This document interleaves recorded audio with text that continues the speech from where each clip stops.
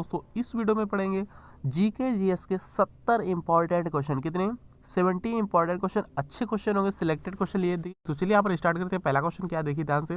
बताने 70 में से कितने क्वेश्चन आप लोगों ने सही से अटेम्प्ट किए हैं। इतिहास के पिता की पदवी सही अर्थों में निम्न में से किससे संबंधित है? यानी सिंपल सी बात है, इतिहास का पिता किसे बोला जाता है? फर्स्ट का दोस्तों करेक्ट आंसर इसका हेरोडोटस है। ऑप्शन नंबर ए करेक्ट है। ठीक है दोस्तों, इतिहास का पिता हेरोडोटस को बोलते हैं, याद रखिए। अगला क्वेश्चन देखते हैं। खिलाफत के प्रश्न पर असहयोग आंदोलन कब शुरू हुआ? दोस्तों खिलाफत के प्रश्न पर असहयोग आंदोलन सिंपल सी बात है, कब शुरू हुआ? सेकेंड का दोस्तों बी करेक्ट है, 1920 में शुरू हुआ खिलाफत आंदोलन, खिलाफत के प्रश्न पर असहयोग आंदोलन, याद रखिए। ऑप्शन नंबर दोस्तों बी करेक्ट है, असहयोग आंदोलन 1920 में स्टार्ट हुआ, याद रखिए। अगला क्वेश्चन देखिए, किस गवर्नर जनरल पर महाभियोग का मुकदमा चलाया गया? दोस्तों किस गवर्नर जनरल पर महाभियोग का मुकदमा चलाया गया? तीसरे का दोस्तों ए करेक्ट है, वारन हेस्टिंग्स पर चलाया गया, याद रखिए। किस गवर्नर जनरल पर महाभियोग का मुकदमा चलाया गया? वारन हेस्टिंग्स पर, ए करेक्ट है, याद रखिए। अगला क्वेश्चन देखते हैं क्या बनना है। रानी लक्ष्मीबाई का अंतिम युद्ध में सामना करना पड़ा, किससे सामना करना पड़ा था? रानी लक्ष्मीबाई को अंतिम युद्ध में दोस्तों ह्यूरोज के साथ सामना करना पड़ा, ह्यूरोज के साथ, याद रखिए दोस्तों, ए करेक्ट है। चौथे क्वेश्चन का दोस्तों ए राइट है, याद रखिएगा। अगला क्वेश्चन देखिए, ब्रह्म समाज की स्थापना किसने की? दोस्तों ब्रह्म समाज की स्थापना किसने की थी, बताइएगा। ब्रह्म समाज की स्थापना किसने की थी? 5 का दोस्तों डी करेक्ट है, राजा राम मोहन राय ने की थी, याद रखिए। ब्रह्म समाज की स्थापना राजा राम मोहन राय ने की थी। अगला क्वेश्चन देखिए, 6 क्वेश्चन क्या बना? गांधी जी के राजनीतिक गुरु कौन थे? दोस्तों गांधी जी के राजनीतिक गुरु कौन थे? दोस्तों गोपाल कृष्ण गोखले थे, याद रखिए दोस्तों, ठीक है ना दोस्तों। गांधी जी के राजनीतिक गुरु गोपाल कृष्ण गोखले थे। अगला क्वेश्चन देखिए, वंदे मातरम किस पुस्तक से संबंधित है? दोस्तों वंदे मातरम किस पुस्तक से संबंधित है, पूछा जा रहा है। तो ये किस पुस्तक से संबंधित है? ए करेक्ट है, आनंद मठ से संबंधित है, याद रखिए। वंदे मातरम किस पुस्तक से संबंधित दोस्तों? आनंद मठ से संबंधित है, याद रखिएगा। अगला क्वेश्चन देखिएगा क्या क्वेश्चन बना है। सत्यमेव जयते का उल्लेख किसमें है? दोस्तों सत्यमेव जयते का उल्लेख किसमें है? दोस्तों मुंडोक उपनिषद में है, याद रखिए। 8वें का दोस्तों सी करेक्ट है, मुंडोक उपनिषद में है सत्यमेव जयते का उल्लेख। अगला क्वेश्चन देखिए क्या क्वेश्चन बनना है। अग्नि परीक्षा के लेखक दोस्तों कौन है? अग्नि परीक्षा के दोस्तों लेखक पूछा जा रहा है यहाँ पर कौन है?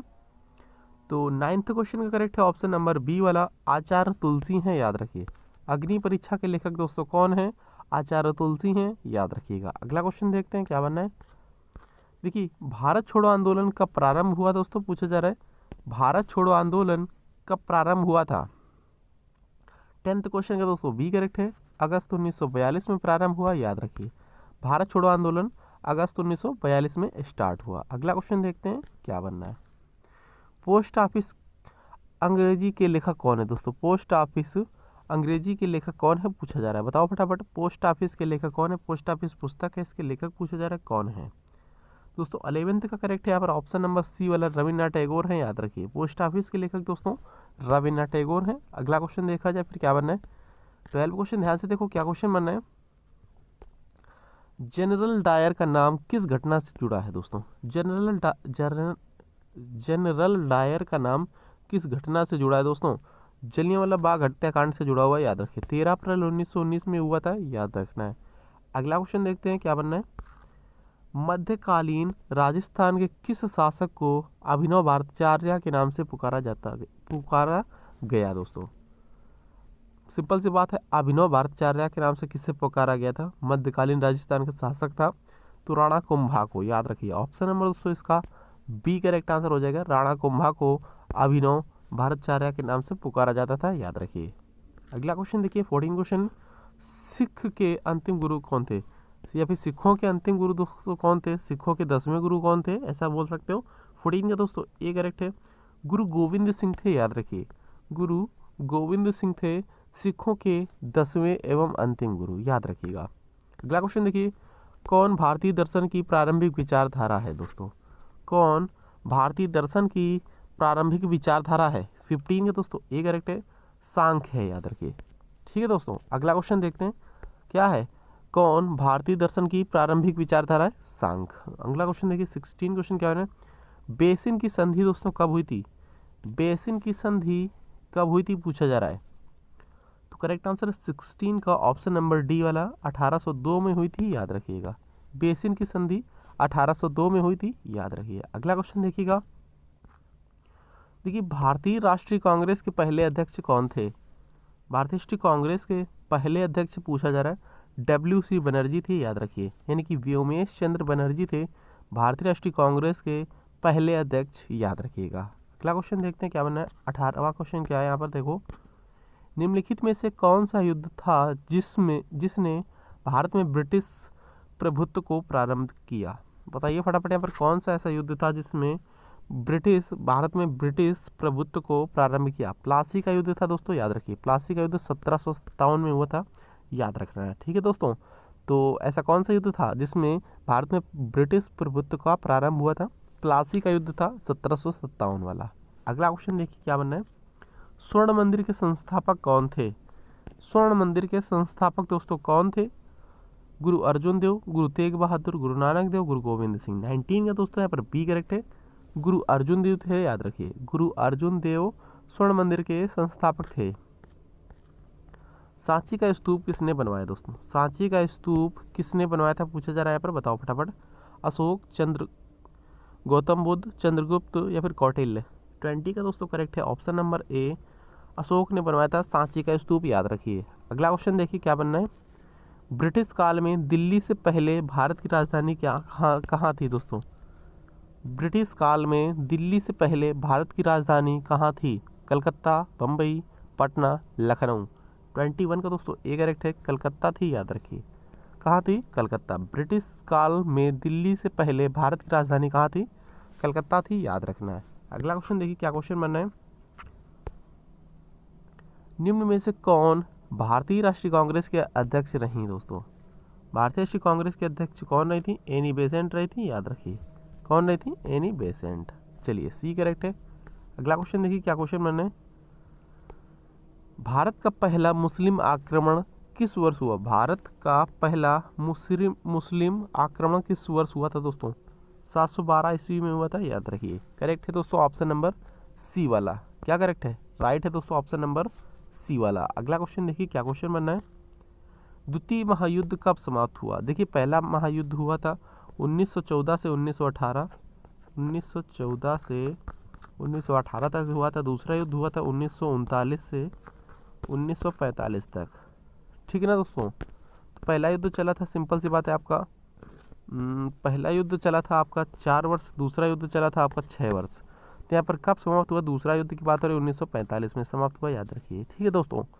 अगला क्वेश्चन देखते हैं क्या बनना है, एलोरा का विख्यात शिव मंदिर किस राजवंश के समय बना था?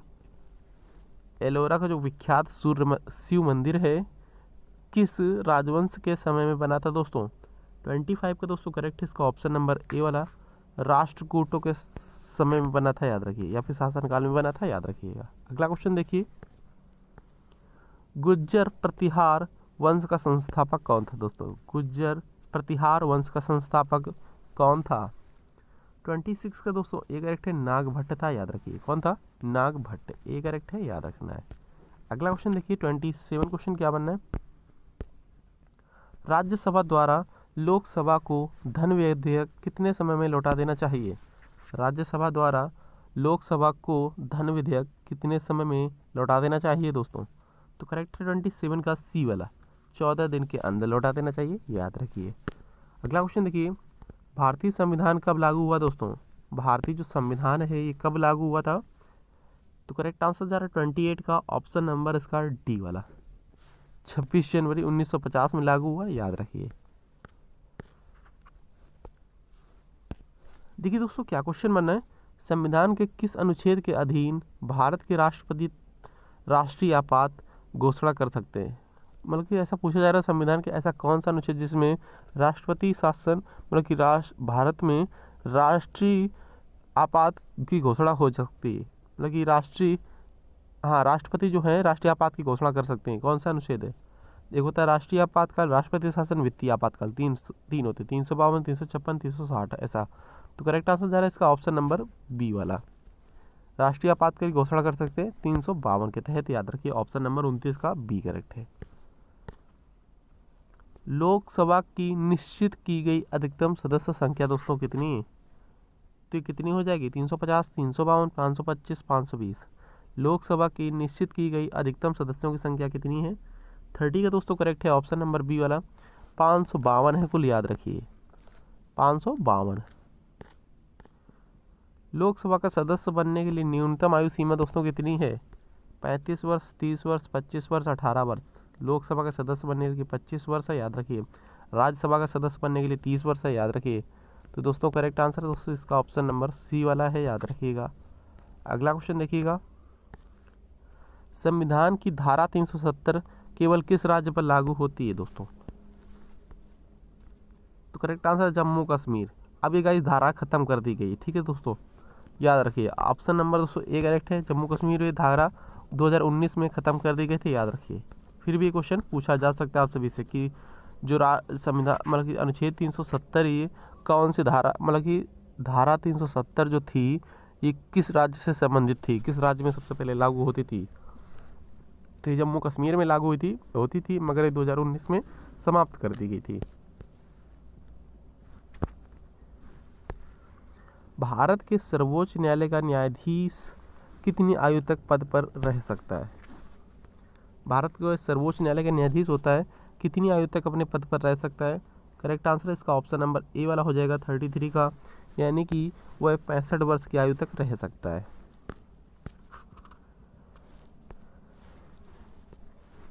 भारत में स्वदेशी आंदोलन खालिस्तान के दौरान प्रारंभ हुआ। चंपारण में सत्याग्रह, बंगाल विभाजन विरोधी आंदोलन, रॉलेट एक्ट अधिनियम, या फिर 1919 से 22 के प्रथम असहयोग आंदोलन। करेक्ट है दोस्तों ऑप्शन नंबर बी वाला। बंगाल विभाजन विरोधी आंदोलन के टाइम स्वदेशी आंदोलन स्टार्ट हुआ था, याद रखिए, यह प्रारंभ हुआ था। अगला क्वेश्चन देखिए क्या क्वेश्चन बना है, कलकत्ता विश्वविद्यालय किस शैक्षिक रिपोर्ट के माध्यम से अस्तित्व में आया? मैकाले का कार्यवत, हंटर आयोग, चार्टर्ड अधिनियम, वुड का डिस्पैच। 35 का डी करेक्ट है। वुड का डिस्पैच के माध्यम से शैक्षिक रिपोर्ट अस्तित्व में आया कलकत्ता विश्वविद्यालय, याद रखिए डी करेक्ट आंसर हो जाएगा। देखिए क्या क्वेश्चन बना है, 36वां क्वेश्चन देखिएगा ध्यान से। 23 मार्च 1931 में किस कार्य के लिए भगत सिंह, राजगुरु तथा सुखदेव को फांसी दी गई थी? काकोरी षड्यंत्र मामला गलत। 1928 में लाहौर में सैंडर्स की हत्या सही। 1929 में केंद्रीय विधानसभा में बम फेंकने सही। तो ये दोनों दोस्तों सही है, बी और सी हमारे हिसाब से सही है, बी और सी दोस्तों, ठीक है दोस्तों, ये दोनों सही हैं, याद रखिए ऑप्शन बी भी सही है, सी भी सही है। चलिए अगला क्वेश्चन देखिए क्या क्वेश्चन बना है, भारतवर्ष में लड़के और लड़की के विवाह के लिए न्यूनतम आयु सीमा क्या? क्वेश्चन बन सकता है आपके पेपर में, ऐसा पूछ लिया जाता है कभी कभी, ठीक है दोस्तों। तो लड़के की आयु सीमा कितनी होती है? 21 वर्ष होती है। लड़के की आयु सीमा 18 वर्ष होनी चाहिए। भारत में लड़के और लड़की की विवाह की न्यूनतम आयु सीमा क्या है? 21 वर्ष और 18 वर्ष। अगला क्वेश्चन देखिएगा, किसी विधेयक को कानून बनाने के लिए किसकी अनुमति अनिवार्य है? किसी विधेयक को कानून बनाने के लिए किसकी अनुमति का अनिवार्य होता है? तो करेक्ट आंसर जा रहा है 38 का ऑप्शन नंबर बी वाला, राष्ट्रपति की अनुमति का होना, मतलब कि राष्ट्रपति की अनुमति होना अनिवार्य है, बी करेक्ट है। संसद का अंग है दोस्तों, संसद के 3 अंग होते हैं, लोकसभा, राज्यसभा, राष्ट्रपति दोस्तों, ठीक है ना। लोकसभा, राज्यसभा, राष्ट्रपति, ये संसद के 3 अंग होते हैं, याद रखना है। चलिए अगला क्वेश्चन देखिए क्या क्वेश्चन बनना है, भारत में राज्यों की कुल संख्या दोस्तों कितनी है? भारत में राज्यों की कुल संख्या दोस्तों कितनी है? 28 राज्य हैं, 8 केंद्र शासित प्रदेश हैं। पहले 29 राज्य थे, 9 केंद्र शासित प्रदेश थे, अब यहाँ पर 28 राज्य हैं, 8 केंद्र शासित प्रदेश हैं, याद रखना है, बी करेक्ट आंसर हो जाएगा। देखिए क्या क्वेश्चन बनना है, लोक लेखा समिति अपनी वार्षिक रिपोर्ट किसे पेश करती है? लोक लेखा समिति अपनी वार्षिक रिपोर्ट किसे पेश करती है दोस्तों? 41 का दोस्तों बी करेक्ट है इसका, संसद को पेश करती है, याद रखना है, किसे? संसद को। अगला क्वेश्चन देखिएगा, किस अधिनियम द्वारा कंपनी अधिनियम समाप्त किया गया?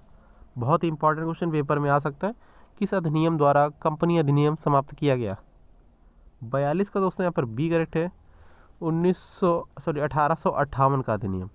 कौन सा? 1858 का अधिनियम के तहत कंपनी अधिनियम समाप्त कर दिया गया, याद रखिएगा। अगला क्वेश्चन देखिए क्या बनना है।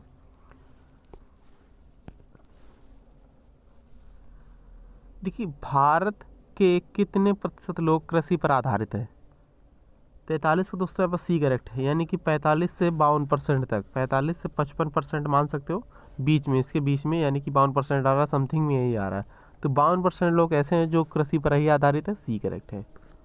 अगला क्वेश्चन देखिए, जूट सबसे अधिक उत्पादन कहाँ होता है? जूट का सबसे अधिक उत्पादन दोस्तों कहाँ होता है? पश्चिम बंगाल में होता है, याद रखिए। ऑप्शन नंबर सी करेक्ट है, बंगाल में होता है। जूट का सबसे अधिक उत्पादन कहाँ होता है? बंगाल में। अगला क्वेश्चन देखिएगा, भारत में मानक समय रेखा किस शहर से गुजरती है? भारत में मानक समय रेखा किस शहर से गुजरती है? 45 का दोस्तों करेक्ट है इसका, ऑप्शन नंबर डी वाला, इलाहाबाद से गुजरती है, याद रखिए। कहाँ से? इलाहाबाद से। अगला क्वेश्चन देखिए क्या क्वेश्चन बना है। फॉरेस्ट रिसर्च सेंटर का मुख्यालय दोस्तों कहाँ स्थित है? फॉरेस्ट रिसर्च सेंटर का मुख्यालय दोस्तों कहाँ स्थित है? 46 का दोस्तों करेक्ट आंसर जा रहा है इसका, ऑप्शन नंबर डी वाला, देहरादून में स्थित है, याद रखिए। फॉरेस्ट रिसर्च सेंटर का मुख्यालय देहरादून में है, याद रखना है। अगला क्वेश्चन देखिए, विषुवत रेखा निम्न से किस देश से होकर गुजरती है? विषुवत रेखा किस देश से होकर गुजरती है? कनाडा, ब्राजील, चीन, सऊदी अरब। 47 का दोस्तों बी करेक्ट है, ब्राजील से होकर गुजरती है, याद रखिए। विषुवत रेखा ब्राजील से गुजरती है। अंकोर वाट कहाँ स्थित है दोस्तों? अंकोर वाट का मंदिर जो है कहाँ स्थित है? कंबोडिया में स्थित है, याद रखिए। कहाँ? कंबोडिया में। ऑप्शन नंबर डी करेक्ट है, याद रखना है। अगला क्वेश्चन देखिए 49 क्वेश्चन क्या बना है। कोटोपैक्सी कहाँ स्थित है दोस्तों? कोटोपैक्सी कहाँ स्थित है? 49 क्वेश्चन।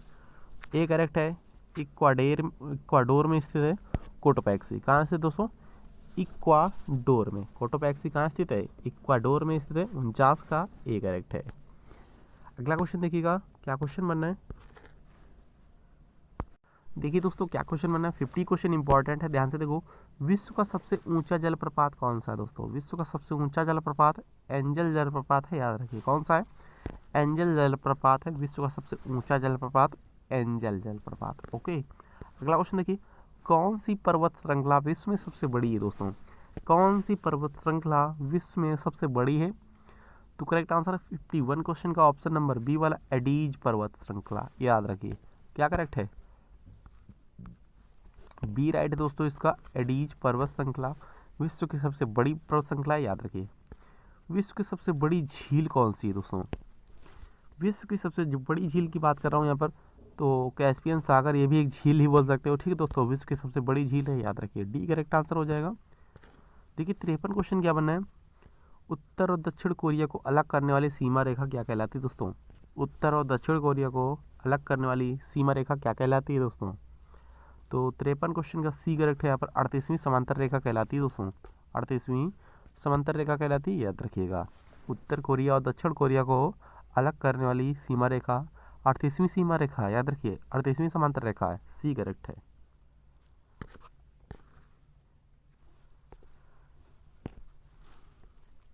देखिए दोस्तों क्या क्वेश्चन बनना है, वायुमंडल के किस भाग में ओजोन की मात्रा सबसे अधिक होती है दोस्तों? ये भी सबसे अधिक पाई जाती है, तो ये स्ट्रेटोस्फीयर में पाई जाती है। ओजोन मंडल की सबसे अधिक मात्रा, याद रखिए।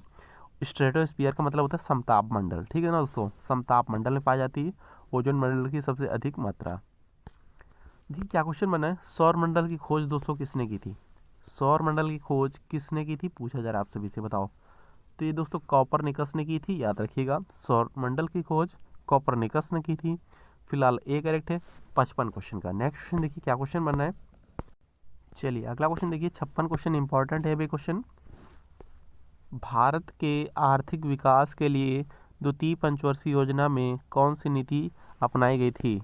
भारत में आर्थिक विकास के लिए द्वितीय पंचवर्षीय योजना में कौन सी नीति अपनाई गई थी? 56 का दोस्तों बी करेक्ट है, असंतुलित विकास, याद रखिए। असंतुलित विकास की नीति अपनाई गई थी। फिलहाल दोस्तों बी करेक्ट आंसर हो जाएगा, याद रखना आप लोगों को। अगला क्वेश्चन देखिए क्या क्वेश्चन बनना है।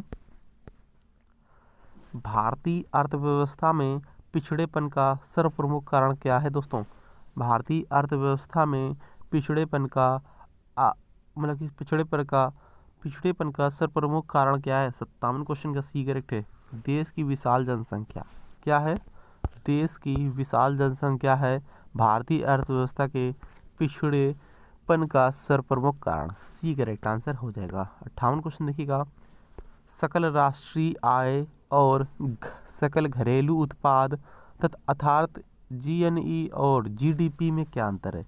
जीएनई और जीडीपी में क्या अंतर है दोस्तों? 58 का दोस्तों यहाँ पर सी करेक्ट है। विदेशों से प्राप्त निविल आय का अंतर। विदेशों से प्राप्त दोस्तों निविल आय का अंतर याद रखिए, यही है जीडीपी और जीएनपी में अंतर, विदेशों से प्राप्त निविल आय का अंतर। नेक्स्ट क्वेश्चन देखिए, निम्न में से किस अर्थशास्त्री ने एक विकासशील देश के लिए रोलिंग योजना की अवधारणा का सर्वप्रथम समर्थन किया? फिर से क्वेश्चन रिपीट कर रहा हूँ। निम्न में से किस अर्थशास्त्री ने एक विकासशील देश के लिए रोलिंग योजना की अवधारणा का सर्वप्रथम समर्थन किया? तो 59 क्वेश्चन का दोस्तों यहाँ पर बी करेक्ट है, गुन्नार मिर्डल ने। याद रखिए किसने किया? गुन्नार मिर्डल ने। अगला क्वेश्चन देखिए 60 क्वेश्चन क्या बना है? निम्न में से किस वर्ष में राष्ट्रीय उत्पाद की सर्वोच्च वृद्धि दर प्राप्त हुई? निम्न में से किस वर्ष में भारत में राष्ट्रीय उत्पाद की सर्वोच्च वृद्धि दर प्राप्त हुई? तो 60 का एक करेक्ट है, 1988-89 में प्राप्त हुई। याद रखिए किस वर्ष में भारत में राष्ट्रीय उत्पाद की सर्वोच्च वृद्धि दर प्राप्त हुई? 1988-89 में। अगला क्वेश्चन देखिए क्या क्वेश्चन बना है? निम्न में से कौन राष्ट्रीय आय समिति का परामर्शदाता नहीं था? कौन राष्ट्रीय आय की समिति का परामर्शदाता नहीं था? 61 का दोस्तों बी करेक्ट है, गुन्नार मिर्डल नहीं था। याद रखिए कौन? Gunnar Myrdal. 62 क्वेश्चन क्या बना है? राष्ट्रीय आय का सामान्य अर्थ है। राष्ट्रीय आय का दोस्तों सामान्य अर्थ क्या है? बाजार कीमतों पर सकल घरेलू उत्पाद। याद रखिए बाजार कीमतों पर सकल घरेलू उत्पाद है राष्ट्रीय आय का सामान्य अर्थ। 63 क्वेश्चन देखिएगा, साधन लागत पर निविल राष्ट्रीय उत्पाद है। साधन लागत पर निविल राष्ट्रीय उत्पाद क्या है दोस्तों? 63 का दोस्तों ए करेक्ट है, राष्ट्रीय आय के बराबर है। याद रखिए कौन क्या है? राष्ट्रीय आय के बराबर। राष्ट्रीय आय की गणना की मूल्यवर्धित विधि निम्न में से क्या कहलाती है? राष्ट्रीय आय की गणना की मूल्यवर्धित विधि क्या कहलाती है दोस्तों? 64 का दोस्तों डी करेक्ट सभी कहलाती उत्पादन विधि, शुद्ध उत्पादन विधि, क्षेत्रानुसार उत्पादन विधि, ये सभी डी करेक्ट है। एक सामान्य शुष्क सेल में विद्युत अपघट्ट होता है। एक सामान्य शुष्क सेल में विद्युत अपघट्ट होता है। जस्ता, सल्फ्यूरिक अम्ल, एल्यूमिनियम क्लोराइड, मैग्नीज ऑक्साइड। 65 का सी करेक्ट है, एल्यूमिनियम क्लोराइड होता है। याद रखिए एक सामान्य शुष्क सेल में विद्युत अपघट्ट होता है एल्यूमिनियम क्लोराइड का। आकाश नीला लगता है क्यों दोस्तों नीला लगता है आकाश? 66 का दोस्तों क्या करेक्ट आंसर हो जाएगा? लघु तरंगदैर्ध्य तरंगों की अपेक्षा वायुमंडल द्वारा अधिक प्रकीर्णन होता है। लघु तरंगदैर्ध्य तरंगों की अपेक्षा वायुमंडल द्वारा अधिक प्रकीर्णन होता है, इसलिए लगता है आकाश का रंग नीला। 1 माइक्रोन बराबर कितना होता है दोस्तों? 1 माइक्रोन बराबर कितना होता है? जिसको पता हो नीचे कमेंट बॉक्स में आ जाना चाहिए। 1/10 मिलीमीटर, 1/100 मिलीमीटर, 1/1000 मिलीमीटर, 1/10,000 मिलीमीटर। नीचे कमेंट बॉक्स में कमेंट करिए इस क्वेश्चन का सही उत्तर क्या हो जाएगा। अतिचालक का लक्षण क्या है दोस्तों? अतिचालक का लक्षण है 68 का ए करेक्ट, उच्च पारगम्यता है अतिचालक का मुख्य लक्षण। कमरे में रखे रेफ्रिजरेटर का दरवाजा खोलकर आप कैसा महसूस कर सकते हो? तो 69 क्वेश्चन के सी करेक्ट, आप कमरे को थोड़ा गर्म कर सकते हो। ऐसा ठीक, ऐसा करने से आप कमरे को थोड़ा गर्म कर सकते हो, याद रखिएगा। अगला क्वेश्चन देखिए क्या क्वेश्चन बना आज का लास्ट क्वेश्चन देखिए 70 क्वेश्चन। परमाणु बम का सिद्धांत आधारित है किस पर आधारित है? नाभिकीय संलयन पर, नाभिकीय विखंडन पर, दोनों पर, किसी पर भी नहीं। 70 का बी करेक्ट है, नाभिकीय विखंडन पर आधारित है। याद रखना है दोस्तों, परमाणु बम नाभिकीय विखंडन पर आधारित है, बी करेक्ट है, याद रखिए। तो बस इतना ही, मिलते हैं नेक्स्ट इंपॉर्टेंट वीडियोज में। थैंक यू, जय हिंद।